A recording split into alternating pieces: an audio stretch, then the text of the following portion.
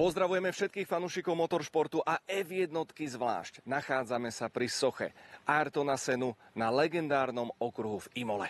Je to stále ten jeden z těch nejtradičnějších okruhů, který sice doznal hodně změn, ale nadále je velmi oblíbený mezi piloty. Svou premiéru před tifozy si tady odbývá Lewis Hamilton. Italové po dlouhé době uvidí na trati domácího pilota, a to Kimiho Antonelliho, a aby toho nebylo málo, tak na grid se nám vrací Franco Colapinto, tentokrát jako pilot Alpine. Bohužel zatím se zdá, že ta letošní Grand Prix Emilia Romagna bude také tou poslední. Ale víte co? O to víc si ji pojďme spolu užít. Pokud jde o ryzí emoce, Imola vyčnívá.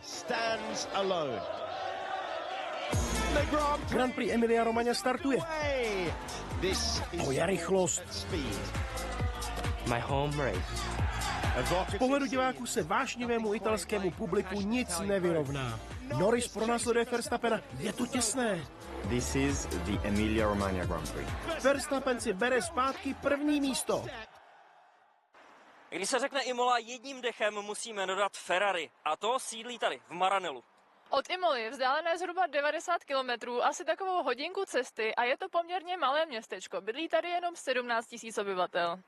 Tohle je původní vstupní brána do továrny, ze které v roce 1947 vyjelo historicky první Ferrari. Od té doby se vzhled téhle brány nezměnil. Co se ale mění, jsou vlajky nad vstupem, které tam Ferrari přidává po každém svém vítězství. Aby majitel Enzo Ferrari svým zaměstnancům zpříjemnil práci, v roce 1950 pro ně založil restauraci Cavallino. Původně tohle místo působilo jako kantýna. Později se z toho pro Ferrari stalo ale hodně ikonické místo, a to i z toho důvodu, že tady Enzo Ferrari domlouval a podepisoval jezdecké kontrakty. Právě teď stojíme před nejmodernější budovou v Maranellu. Právě tady sídlí závodní divize Ferrari. Je tu i závodní simulátor a davy fanoušků tu vždy čekají na dva jezdce, Charlesa Leclerca a Lewise Hamiltona. Pro Italii je Ferrari modlou a to nejpodstatnější z historie této legendární značky najdete v Maranelském muzeu. Tak s námi pojďte na krátkou prohlídku. Ve Ferrari muzeu v Maranellu je například i replika pracovny Enza Ferrariho, která byla původně v Modeně. A jsou tady doopravdy velké detaily, jako například fialové pero, kterým Enzo Ferrari psal. Důležitý je i model dvouplošníku. Francesco Baracca s ním létal za první světové války a už měl na svém letadle znak spínajícího se koně. On s ním přišel a následně, když zemřel, tak jeho matka tohle logo pro štěstí věnovala Enzu Ferrarimu, který ho následně používal na svých vozech. Tohle je síň slávy. Ferrari získalo ve Formule 1 rekordních 16 titulů v poháru konstruktérů a historicky nejúspěšnějším jezdcem italské stáje Michael Schumacher z Ferrari získal 5 titulů mistra světa. Nejsou tady ale jenom vítězné trofeje, jsou tady i vítězné monoposty, jako právě třeba Michaela Schumachera, ale třeba i poslední vítězný monopost Kimiho Räikkönena, který titul získal v roce 2007. Jen 5 minut jízdy od muzea se nachází ikonická restaurace Montana. Na první pohled byste ji asi přehlédli. Jídlo si tu dáte za 250 korun a v průběhu roku není vůbec žádný problém se sem dostat. Jakmile se ale jede závod, míří sem úplně všichni fanoušci Formule 1. Lidé sem chodí nejen kvůli výbornému jídlu, ale i kvůli tomu, jak to tady vypadá. Všude jsou tady vystavené závodní kombinézy, přilby a chodí sem třeba i piloti Ferrari a další světoznámí sportovci, jako třeba Cristiano Ronaldo. No a v minulosti tady byl například i Stick. Jsme v ikonické restauraci Montana s mamou Rosellou, která celý tenhle podnik vede. If I look at Michael Schumacher, what does he like the most to eat? Quando è arrivato a Maranello, Michael Schumacher è arrivato prima della presentazione della Ferrari. Lui arrivò alle 11 il 14 di febbraio e la presentazione c'era il 15 e venne a mangiare qua alla sera e praticamente da allora è scoccato qualcosa sia da parte mia che da parte sua e da allora non ci siamo più lasciati, nel senso che lui tutte le volte che veniva a Maranello, lui veniva qua da me. Od restaurace uděláte jen pár kroků a řeknete si obyčejné místo, ale lehce se pootočíte a za námi už je testovací trať Ferrari ve Fioranu. A tady na tom místě se letos tlačili davy tifozy, protože odsud koukali, jak tady testuje Lewis Hamilton. A dokonce, aby byl dobrý výhled, tak tady i pokáceli strom. Svého času, když tady testoval Michael Schumacher, tak v noci skončil, přeskočil plot a šel za mamou Rosselou do restaurace, která mu dělala oblíbené těstoviny a následně tam i přespal. Z Maranella sme sa presunuli už priamo do pedoku v Imole a na chvíľočku sa ideme povenovať záležitostiam spred 2 týždňov, ako to bolo strašidelne ďaleko v Miami. Vyhral Oscar Piastri. 4. víťazstvo zo 6 veľkých cien. Na čele šampionátu 16-bodový náskok. Je to najväčší favorit na titul? Sme v štvrtine sezóny. Ale i když jsme teprve vlastně ve čtvrtině, což pořád nás bývá závodu hodně, tak Oscar Piastri podle mě určitě je favorit letošní sezóny. Možná bychom to na začátku úplně neřekli, byl to Lando Norris, ale Oscar těmi výkony a vlastně i tím, jak se chová, jak je v klidu, jak si z toho vlastně nic moc nedělá, což je taková jeho klasika, tak je podle mě jasný favorit šampionátu. Ako vnímaš možno aj tie súboje? Norris ocitol sa tam v situácii s Verstappenom, prepadol sa, musel doťahovať. Nakoniec bol druhý, ale zase stratil cenné body. Aké lekcie opäť prinieslo Miami? Špeciálne vyzerá to naozaj na vážny interný súboj.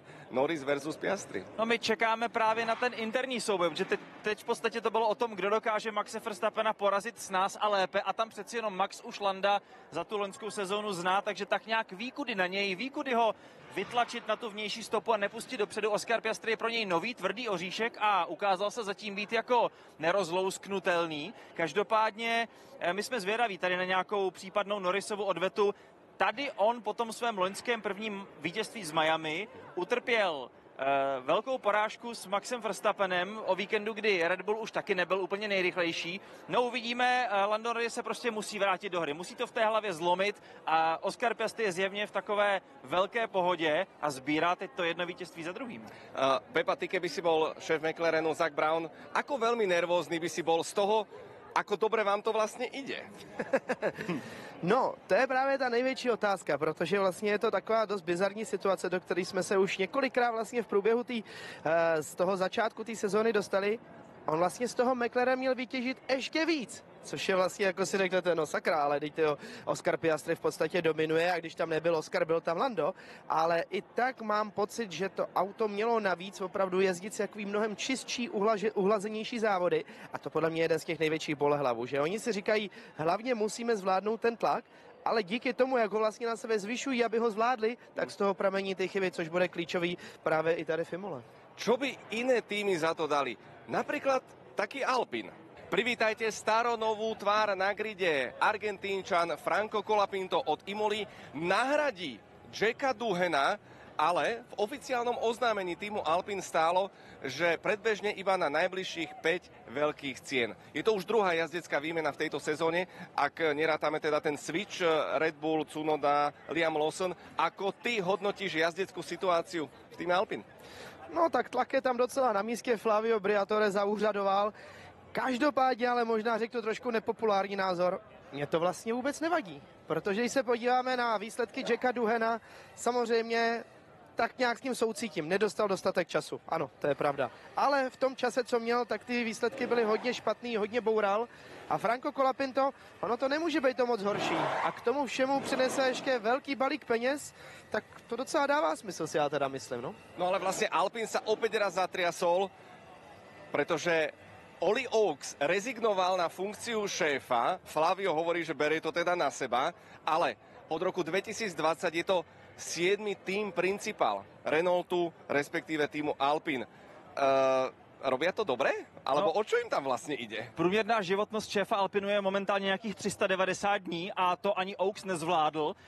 Je to dost pikantní situace, protože nejprv kolem toho bylo ticho po pěšině, tuhle rošádu jsme teda u Alpinu nečekali a když se začaly množit spekulace, jestli to nebylo tím, že Oaks nesouhlasil s Briatorem o té výměně Colapinto Duhen, tak vyšly na povrch některé další záležitosti, protože momentálně má velké problémy Oaksův bratr, který je popotahován za různé převody majetku, historické vazby týmu Hightech na Rusko a Oliver Oaks taky skončil, musí řešit jiné nepříjemné rodinné záležitosti. Je okolo toho velká mlha, ale rozhodně tohle pohodu do Alpinu nepřidá. Každopádně Flavio Briatore nyní Oakse v podstatě jakoby zastává jeho role. Otázka je, jestli už to nebude na dobu neurčitou a tím pádem se Briatore tak nějak nedostal zpátky ke kormidlu. Ale teda z jazdeckého pohľadu na najbližších 5 víkendov máme očakávať dvojicu Pierre Gasly, Franco Colapinto s tým, že Jack Doohan, ktorého mimochodom manažérom je Flavio Briatore, zostáva Jack Doohan v pozícii rezervného jazdca. Ako vnímajú celú túto situáciu naši fanoušikovia?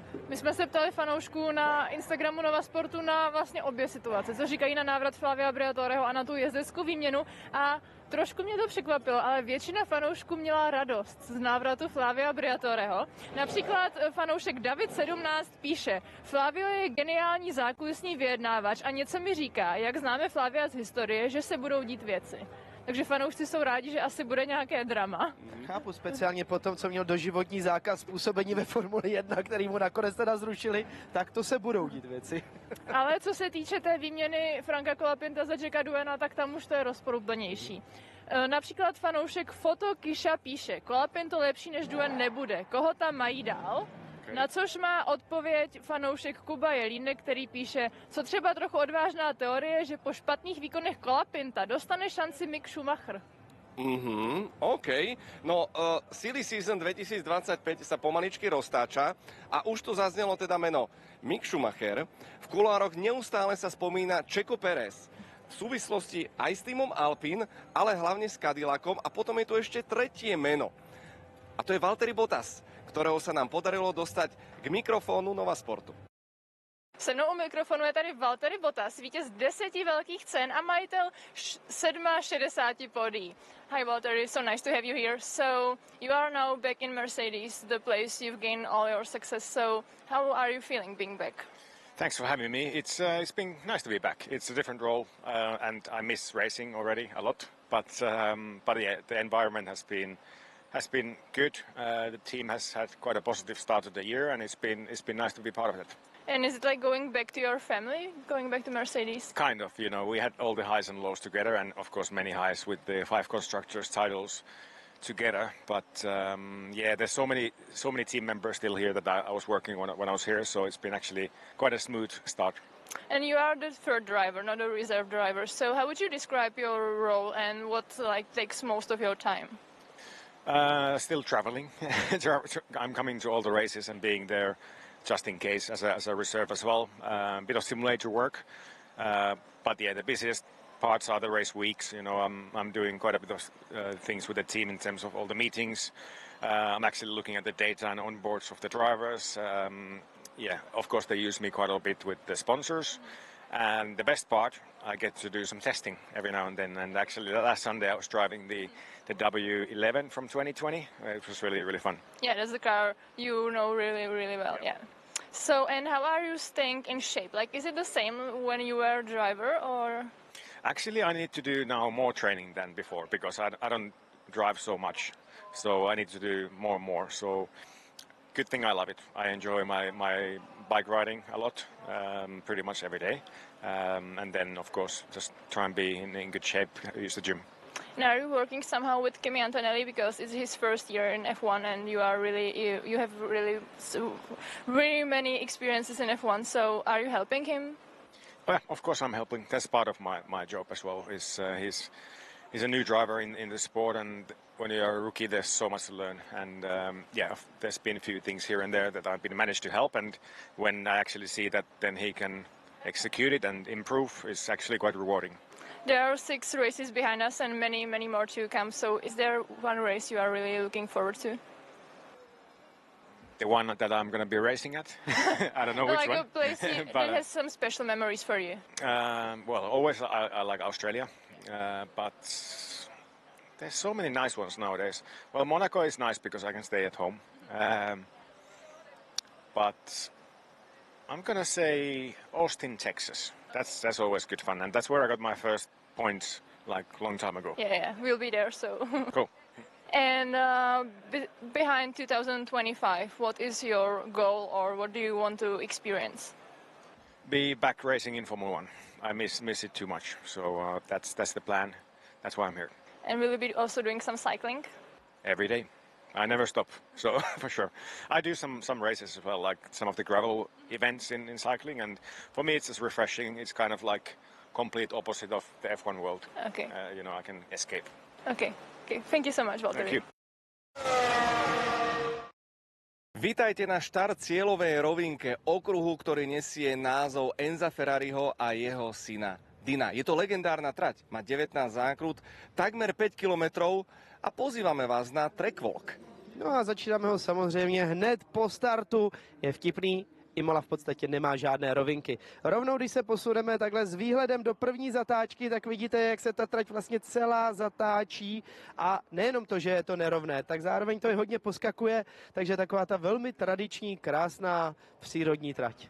Mnoho úseků, které na papíře vypadají velmi jednoduše, jsou ale velmi, velmi zrádné. Přesně tahle lomená skoro rovinka vytrestala před několika lety Valtteriho Bottase a George Russella, kteří si tady spolu dali pekelnou ránu. Nachádzame sa na jednom z najsmutnejších miest v celom kalendári Formuly 1 a možno aj vo svete motoršportu, v zákrute Tamburello. Presne na tomto mieste. Tu bol múr, do ktorého 1.5.1994 vrazil so svojím Williamsom Ayrton Senna. A dlhé roky aj Gerhard Berger, jeho priateľ, hovoril o tom, treba rozšíriť tú výbehovú zónu. Ale kam? Keďže hneď za ňou je rieka Santerno. A tým pádom muselo prísť k zmene profilu samotnej zákruty. Přesně tak, ono vlastně to trošičku v tuhle chvíli klame, protože když se podíváte za mnou, je už ta šikana, kterou asi velmi dobře znáte z běžných závodů v posledních několika let, která právě zpomalila samotný průjezd zatáčkou Tamburello. Ona se nadále tak jmenuje, akorát je to kombinace opravdu levá, pravá, levá a vlastně pomalejší nájezd na tuhle rovinku. Co je do zásadní, tak v době, kdy tady právě závodil Ayrton Senna, tak zatáčka Tamburello byla pouze levotočivá, jedna jediná zatáčka, která se projížděla rychlostí okolo 300 km za hodinu. Imola je vzhledem ke své historii dnes doslova poutním místem pro motoristické fanoušky. Jejich kroky ovšem každoročně nemíří paradoxně na vnější stranu trati, ale na její vnitřek. Všimněte si plot ověšený množstvím vlajek, zejména těch brazilských vlajek s portrétem Ayrtona Senny, protože právě tady na vnitřku zatáčky Tamburello v místním parčíku dneska stojí socha Ayrtona Senny. Z Tamburella kedysi viedla taká tiahla rovinka, najmä fanúšikovia Nigela Mansella si ju budú pamätať pre tú jeho unikátnu 360-ku. Ale v rámci spomalovania bol aj tento úsek prerobený šikanou Villeneuve, pretože sme v zóne, ktorá bola svedkom ďalšej hrozivej smrtelné nehody. Je zatáčka Villeneuve nese tragickou konotaci historickou. Právě Roland Ratzenberger 30. dubna roku 1994 v kvalifikaci na velkou cenu San Marina vážně boural, skončil na vnější zdi tady zatáčce Villeneuve a nehodu bohužel nepřežil. Jinak můžete si na mnoha místech zde na Imole všimnout, že jsme skutečně na domácí trati Ferrari. A fanoušci Ferrari si určitě dobře pamatují i situace mezi Michaelem Schumacherem a Juanem Pablem Montoyou, který se tady bránil dost udatně právě v zatáčce Tosa, která je nejpomalejší na celém okruhu v Imole, co je velmi důležitý. Podívejte se nahoru do toho velkého kopce, který na první pohled asi nevypadá tak velký, jako je, ale potřebujete mít velmi dobrý výjezd, aby se nestráceli čas. Nezdá sa to, ale trošku sme zadýchaní. Vystúpali sme do najvyššieho bodu okruhu v Imole, 9. zákruta. Prevýšenie navonok banálnych 30 metrov, ale sme v úseku, ktorý Jozef Král doslova miluje. To naprosto miluju. Je z jednoho jediného pohledu, když se podíváte, zatáčka Piratella, italská vlajka, krásný obrubníček a ty borovice s tím modrým nebem. Když tady projíždíte v tom závodním autě šílenou rychlostí, tak je to fakt zážitek a spadáte dolů z toho velkého kopce. Přímo do Acque Minerali, fantastické místo s úžasným duchem. Mimochodem, název Acque Minerali naznačuje, že právě v tomto místě, pokud prší, tak se nejdéle drží voda, což snad doufejme nebude případem tohoto víkendu. Ano, velmi rychlý nájezd do skrz tuhletu dvojzatáčku, která ale začíná se dost komplikovat právě tou druhou částí. Sjedete do dolíku, musíte velmi dobře trefit nájezd, kde se brzdí vlastně v průběhu toho nájezdu a musíte mít velmi dobrý výjezd právě tady do tohohle velkého kopce. Zároveň tady jsou i dost široký únikový zóny, takže na začátku víkendu se tady hodně chybuje. Postupem času se to ale hodně vyčistí, protože je to místo, kde vy nechcete ztrácet čas. Variante Alta, extrémne vyzývavá, rýchla šikana, ktorá dokáže nachytať pilotov. Na vine sú tie žlté, masívne obrubníky a to ešte tento červený.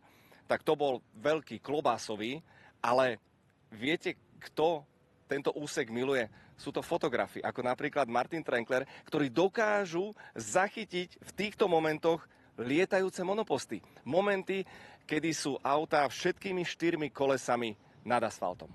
Ale právě z toho důvodu je varianta Alta tak strašně zrádným místem. Charles Leclerc tu chyboval, Yuki Tsunoda tu boural, dokonce táta Maxe Verstappena Jostu před 22 lety rozbil domácí Minardi. Zkrátka, když se vám při skákání přes obrubníky splaší auto, skončíte na vnější zdi. Ak by ste hľadali v Imole miesto s najlepším výhľadom, tak zaručene sú to tieto terasky v zákrute Rivazza 1.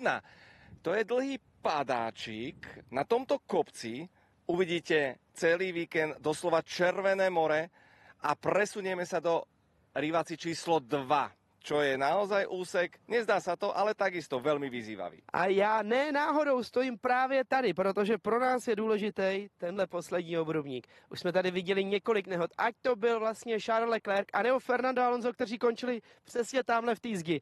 Je to proto, protože tohle je poslední zatáčka Rivazza 2, poslední zatáčka na Imole, která nás přivádí do cílové rovinky, kde můžete samozřejmě ztratit hodně času, takže potřebujete dobrý výjezd a proto se tady hodně tlačí. Teď už se nacházíme v boxové uličce v závěru nebo také na začátku samotného kola.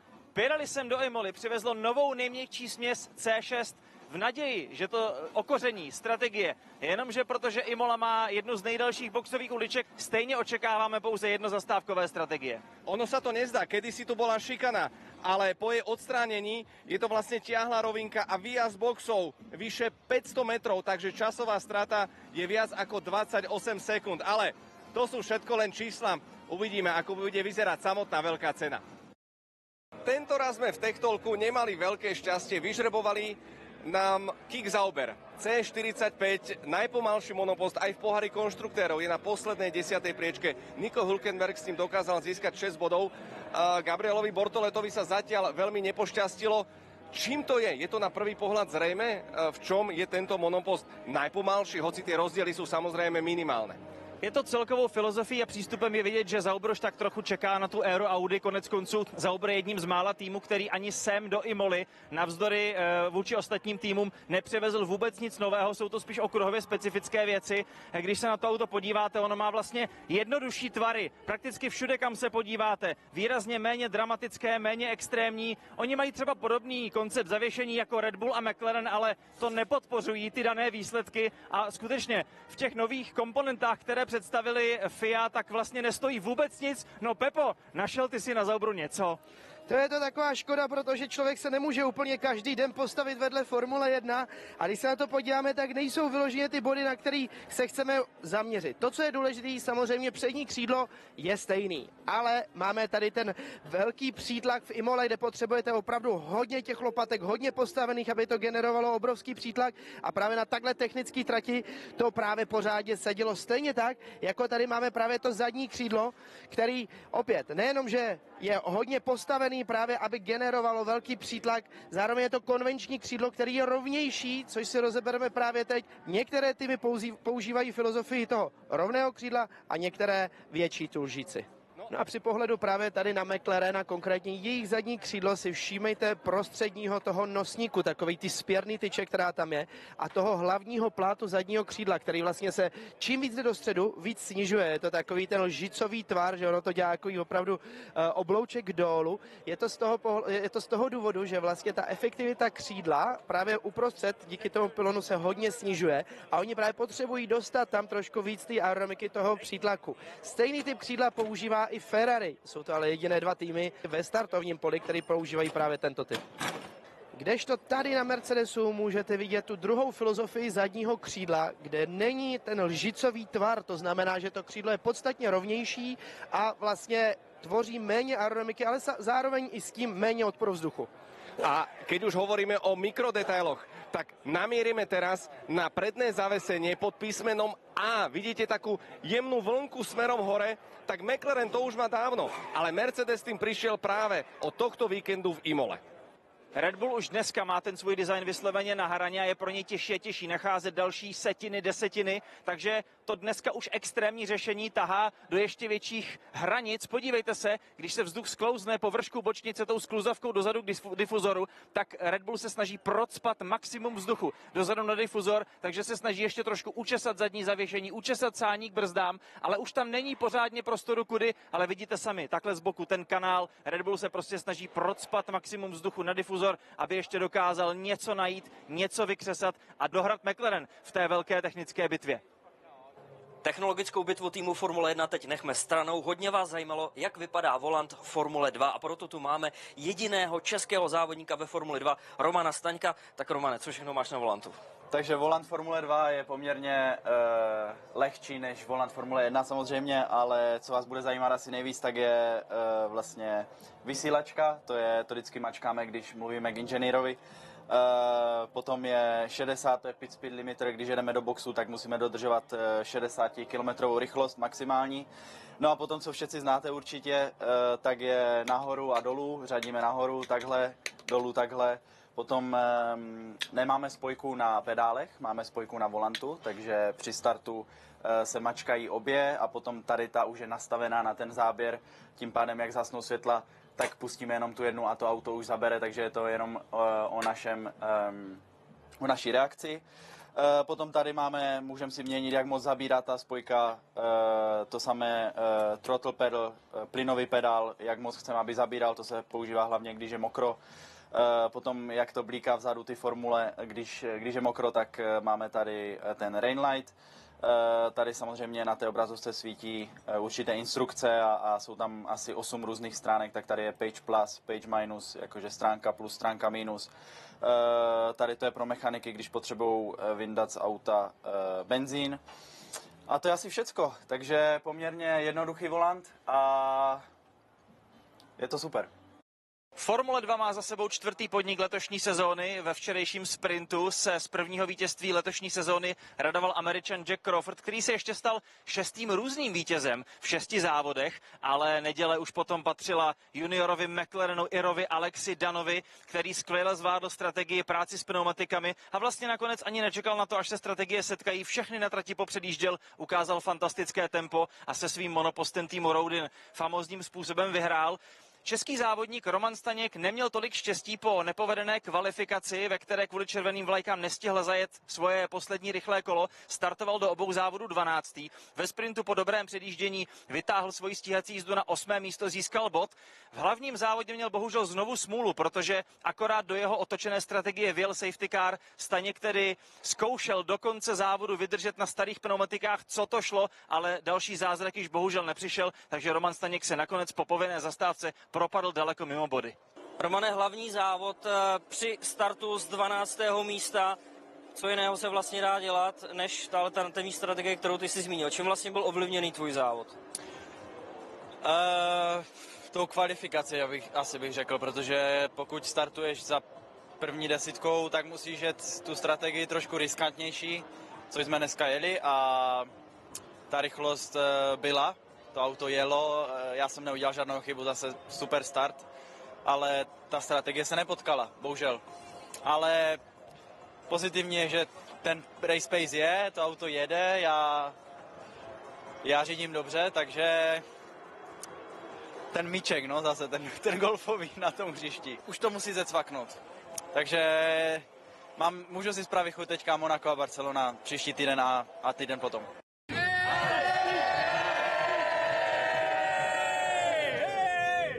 Překvapená, kolik je tady lidí a je to vždycky super se potkat na místě s našima fanouškama. Atmosféra je úžasná, Češi jsou všude. Jo, je to parádní, tady spoustu lidí, to mě teda překvapilo, jak Česí, tak slovenskí fanoušci. Je to definitívne jasné, po Red Bull ringu a Hungaroringu si československá formulová rodina podmanila aj Imolu. To je neuveriteľné. Grande, bellissima. Ešte kdo nezažil, ať zažije. Je to fantastiko. Určite som nečakal nič akože lepšie ako toto tu. Ja som dostresovaný teraz z kamery, viete, bo som rád, že som tu. Já jsem se normálně tady ztratil v davu, oddělil jsem se od zbytku, byl jsem oddělen takže to žije, atmosféra je senzační, už ani nevím, kde jsem, jak se jmenuju, ale kreslím pořád to stejně, jak je to asi dobrý. Rozdal si víc podpisů jako jezdec nebo jako komentátor? Dobrá otázka. No jako jezdec na to nemáte tolik času, tady musíme opravdu hezky se všichni dát dohromady a podpořit i Romana Staňka, který tady závodí, takže jsme se tady všichni sešli a rozdáváme ty podpisy a fotíme se, je to úžasný. Jsem mile překvapený, je to skvělý, kluci jsou výborní, i dáma samozřejmě Kája. Překvapilo mě, jak jsou k lidem nakloněný a baví se s náma úplně normálně, jako s normálníma lidma. Bol som aj v Miami na veľkej cene, ale tu je to oveľa lepšie, lebo je tu aj štát Nova Šport.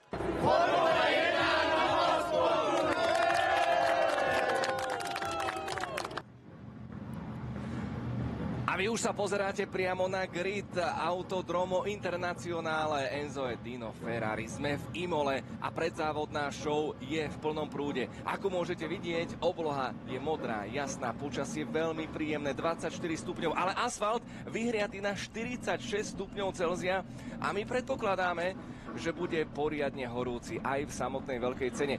Ale ešte predtým, než sa do nej pustíme, musíme si predstaviť samotný grid. Takto dopadla včerajšia kvalifikácia.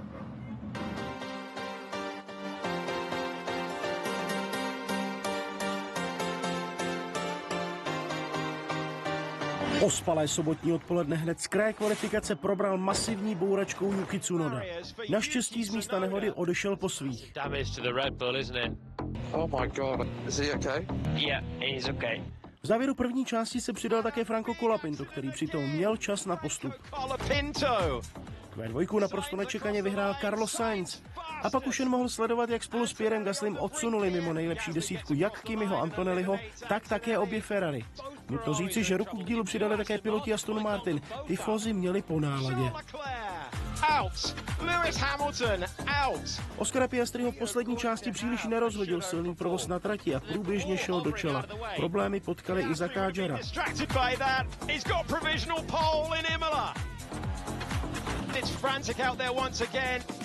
Lando Norris chyboval a druhým pokusem se vůbec nezlepšil. Největším vyzývatelem Piastriho se tak stal Max Verstappen.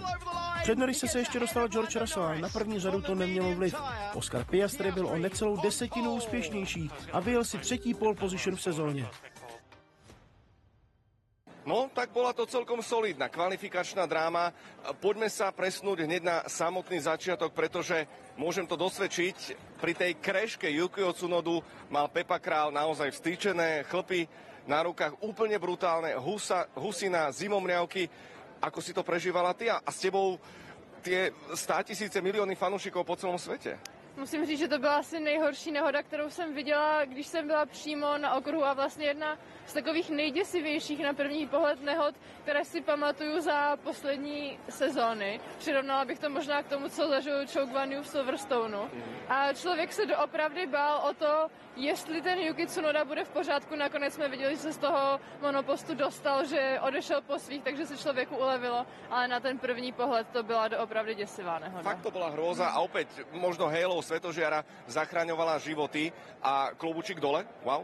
A okrem toho, my sme v úvode štúdia spomínali Franka Colapinta, že on by to mal tak pomaličky rozjet v pohode, nikam sa netlačiť a bum, havaroval ako druhý a rozbil svoj Alpin. Toho Flavio asi nepochválil. No, velká pecka, přemíra snahy, Colapinto se tam dostal úplně zbytečně, za hranici trati roztancoval svůj Alpin a způsobil velkou škodu, jak říkám, vlastně úplně zbytečně, velká rána na předek, takže celá přední náprava očesaná, spousta škody. Samozřejmě, on se potřebuje dostat v klidu do tempa a být, jednak podávat ty výkony, ale tohle zase na první dobrou při návratu, to se zkrátka nenosí, to se rozhodně nikomu líbit nebude. Navíc on ještě dostává také penalizaci, to je spíše na tým, kde tam nezafungovala správně jeho komunikace s inženýrem, on vlastně vyjel do toho rychlého pruhu zbytečně brzo, jak jsme to komentovali v kvalifikaci a skutečně na startovním roštu dostává trest odsunu o 1 místo. No, ale to nebolo to najhoršie pre tifózy, pretože Ferrari totálny debakel.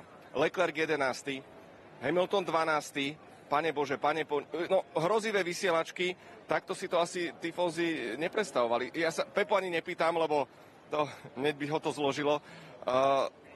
Ako hodnotíme situáciu vo Ferrari? No už je asi výmluvné to, nebo vše říkající to, co pak říkali Charles Leclerc po té kvalifikaci, kde on se vlastně omlouval. On se omlouval domácím fanouškům, protože ta atmosféra tady byla vlastně výborná, všichni tady Ferrari podporují a pak přišlo vypadnutí v druhé části kvalifikace, takže tam přicházely omluvy nejen od něj, ale i od Freda Vassera a je vidět, že to všechny mrzí. Tady ještě vlastně o něco víc, než kdyby se to stalo kdekoliv jinde.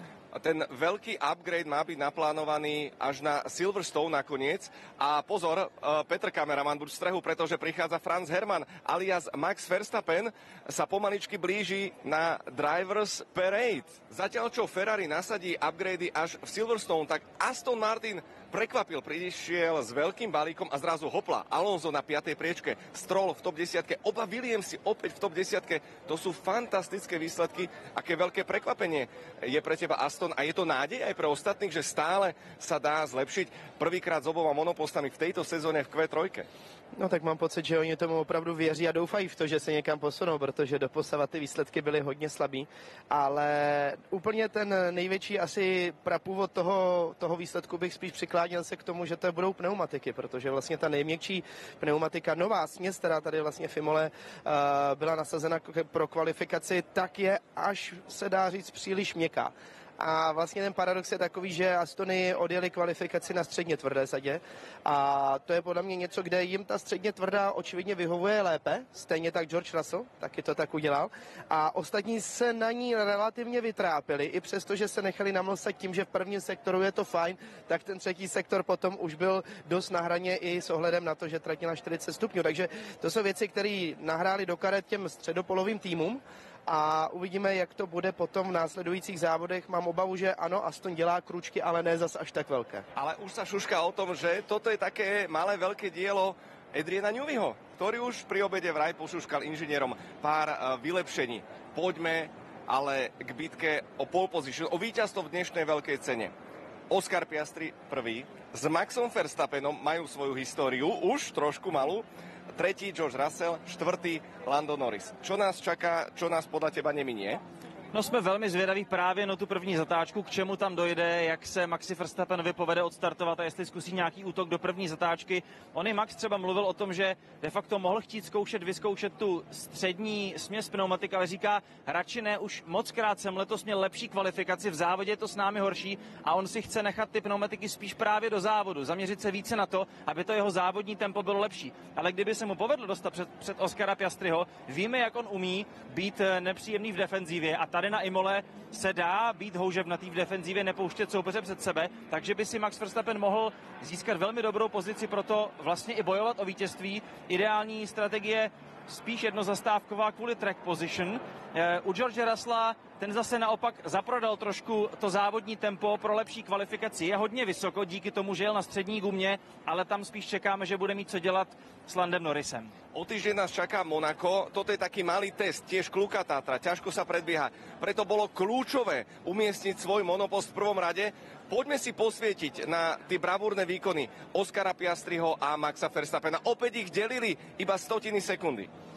Rovnou pustíme head to head, aby jsme si porovnali právě tu jízdu obou pilotů a musím říct, že hnedka na první dobrou je krásně vidět, že Max nenechává vůbec nic náhodě, nachystal si velmi dobře výjezd z poslední zatáčky a vlastně na té první, no a chtěl jsem říct rovině, ale ona se nám i kroutí a zatáčí, tak hnedka v této části vlastně Oscarovi ujel. A to je něco, co vlastně probíhalo i po celý zbytek prvního sektoru.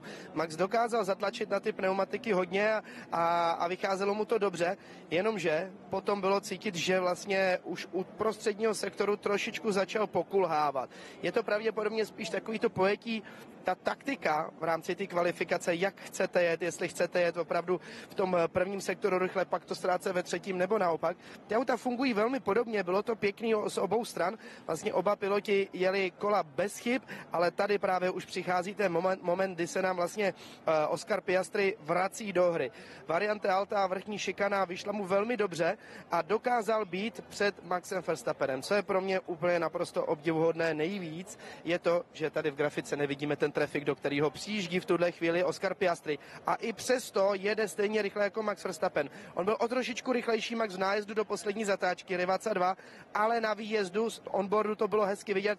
Tam udělal chybu, musel tam dělat korekci a to bylo místo, kde vlastně Oscar Piastri zabojoval a vlastně vyhrál tu kvalifikaci. No, bude to podľa všetkého o prvých troch zákrutách. Poďme tipovať. Karolino, naši fanúšikovia to ako vidia? Naši fanoušci to vidí ne úplně tak jednoznačně, jak by člověk mohl čekat. 45% si myslí, že dneska vyhraje Oscar Piastri, ale 33% fanoušků si myslí, že to bude Max Verstappen. Po včerajšej typovačke úspešnej gratulácia Pepovi Královi. Trafil si prvú trojku, takže ako to dopadne v závode? No, já mám pocit, že to Oscar Piastri zvládne, že opravdu ten McLaren, co ukazoval v trénincích, to závodní tempo bylo vražedný, opravdu to auto je velmi rychlý a dokáže velmi dobře pracovat s pneumatikami, ale největší otazník je rozhodně, co Max Verstappen vedle něj v prvních zatáčkách, protože ty rozhodnou pak celý vlastně vývoj závodu. Poďme rýchlo do mixzóny, ešte vyspovedať samotných pilotov po kvalifikácii a pred samotným závodom. I'm okay, yeah. Hope the car is okay, to be honest. I'm sorry for the teams and stuff, but necessary work for the overnight. I made a lot of change to the car and I should take it easy at least in the first Q1 and I just was stupid enough to push too hard. I just, pushed a bit too much in quali. Margins are very small and I think went a bit over it and unfortunately a very costly mistake. So just sorry to the team. They have been doing a great job. The car was very competitive. I think to get into Q3 was also a possibility and it's just a pity that we ended up like this. It says a lot about where we are at the moment. Definitely surprised. Obviously, yesterday we analyzed the new package, the new parts, and they were positive. They were a step forward, so we were happy with that. I mean, it was okay. Obviously not good enough, but I think the weekend's been strong otherwise. But today was the final quali is the one that matters, and it's the one I don't do very well in. So still something to improve. We made quite a few changes, I think, overnight that really gave us a bit more performance. And that, made me feel a bit more comfortable in the car and I could push a bit more. I think Max will be a challenge at the start. And obviously off the line, he's going to be the biggest challenge. But let's see. I think Lando will be strong tomorrow. I think we will be strong tomorrow.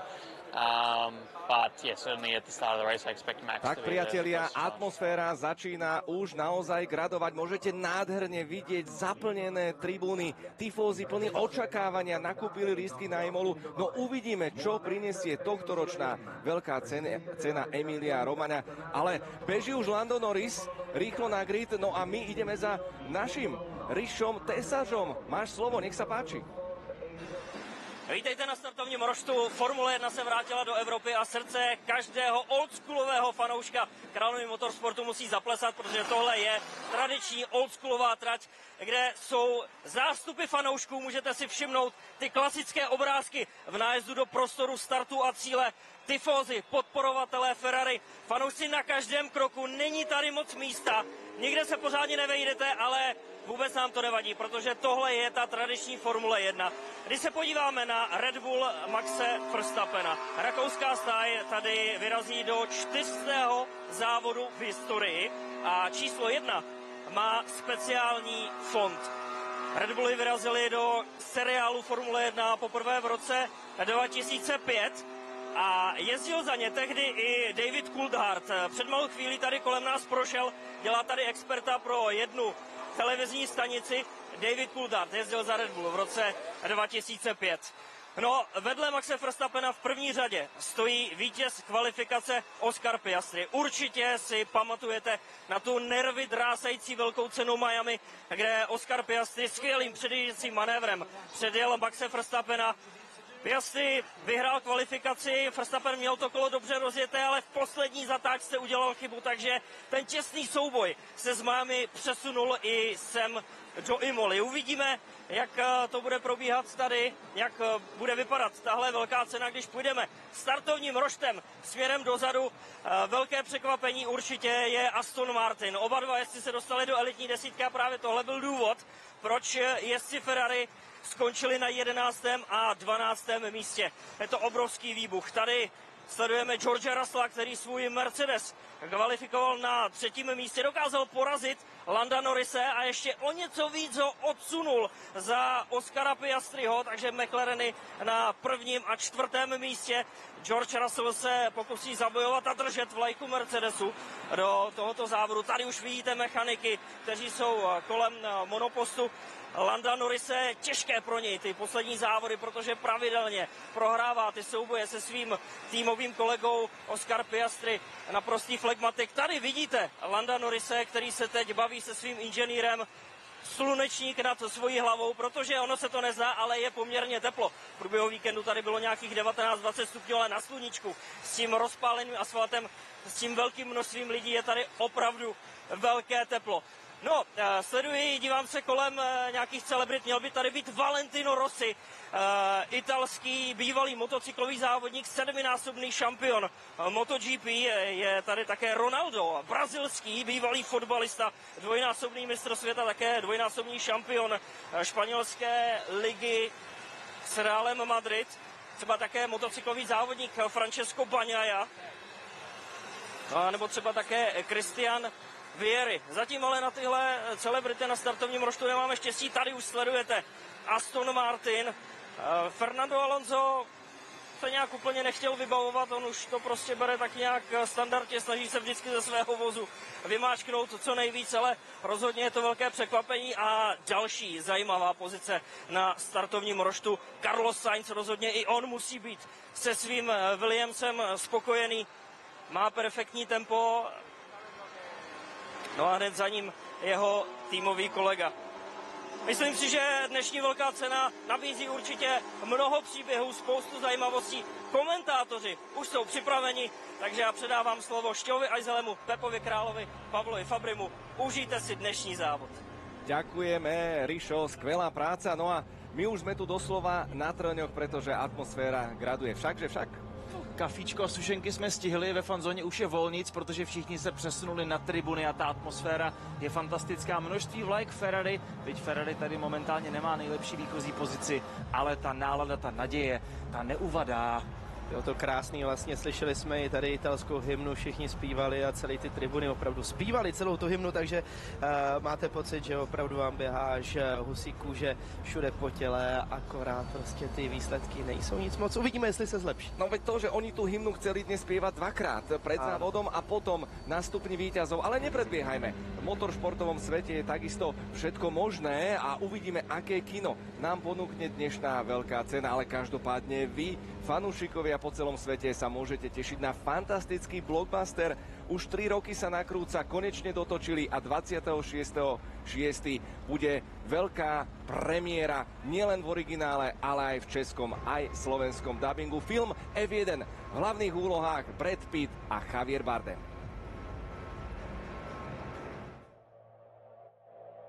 Rád hovoríš na rovinu? Presne tak, nesladím. Prečo si tu, Sonny?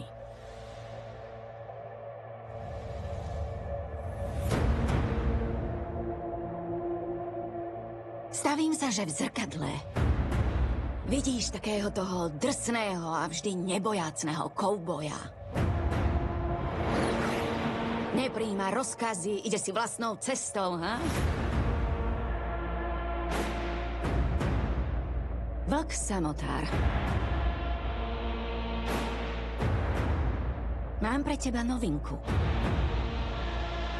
Formula 1 je tímový šport. Vždy bol. Pozri, poviem ti to na rovinu. Prídeme o prácu a ty nevyrobíte zázrak. Žiadny stres. Jediná otázka je, prečo sa Sonny Hayes vrátil do F1? Podľa mňa je úžasné, že Apex dáva šancu aj starým ľuďom. Iba sa bojí, že som rýchlejší.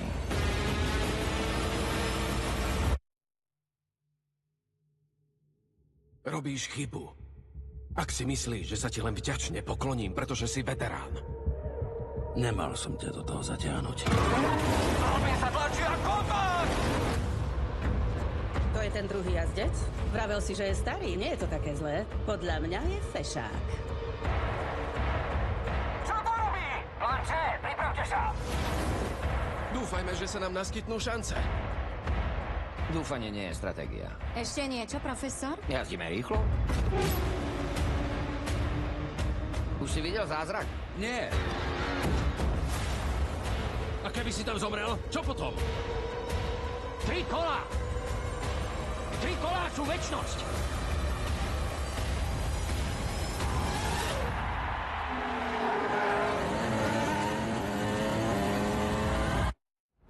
F1 od 26. júna len v kinách.